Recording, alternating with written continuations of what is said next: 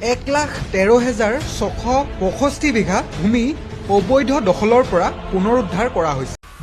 বছৰৰ পৰা চলি আহিছে অসমৰ ভূমি দখলৰ ষড়যন্ত্ৰ।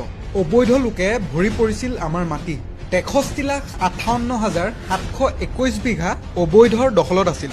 এতিয়া চৰকাৰৰ উচ্ছেদৰ ফলত দেখা গৈছে 1,13,665 বিঘা ভূমি অবৈধ দখলৰ পৰা পুনৰুদ্ধাৰ কৰা হৈছে। 2021 চনৰ পৰা মুঠ 21,903টা পৰিয়াল উচ্ছেদ কৰা হৈছে। সৰ্বাধিক ভূমি পুনৰুদ্ধাৰ হোৱা জিলাসমূহ শোণিতপুৰ 39,527 বিঘা, লখিমপুৰ 13,481 বিঘা, গোৱালপাৰা 8,280 বিঘা, দৰং 17,905 বিঘা, হোজাই 10,749 বিঘা।